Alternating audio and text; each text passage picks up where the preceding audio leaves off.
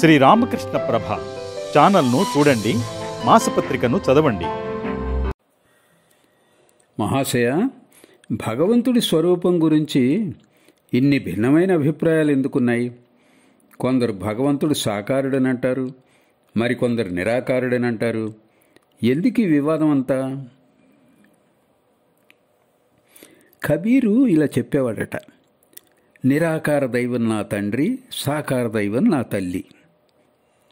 భక్తుడు ఏ రూపాన్ని ఇష్టపడతాడో భగవంతుడు ఆ రూపంలోనే దర్శనమిస్తాడు. ఆయన భక్తవత్సలుడు.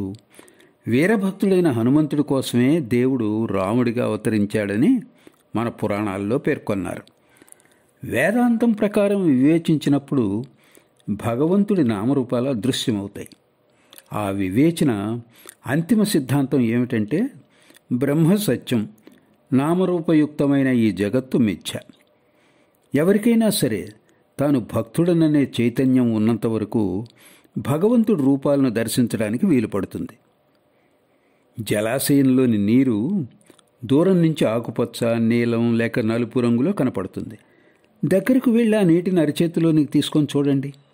ఆ నీటికి ఏ రంగు లేదని అర్థమవుతుంది. దూరం నుంచి చూసినప్పుడు ఆకాశం నీల రంగులో ఉన్నట్లుంటుంది.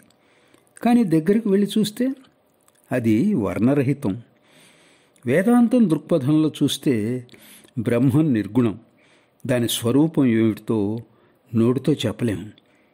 అయితే నువ్వు నేను అనే భావన ఉన్నంతవరకు ఈ జగత్తు కూడా వాస్తవమే. భగవంతుడి నానా రూపాలు సత్యమే. అనంతరూపుడైన ఆ భగవంతుణ్ణి ఎవరు పూర్తిగా అర్థం చేసుకోగలరు? అయినా అనంతుణ్ణి సంపూర్ణంగా తెలుసుకోవాల్సిన అవసరం ఏముంది?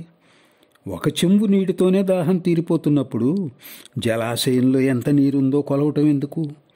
సగం సీసా మద్యంతోనే బాగా మత్తెక్కినప్పుడు సారా దుకాణంలో ఎంత సరుకుందో గణించడంలో ప్రయోజనం ఏమిటి?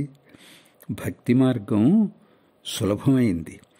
దుర్లభమైన మానవ జన్మ లభించాక మనకు కావలసింది భగవంతుడి పాదపద్మాల పట్ల భక్తి ఒక్కటే.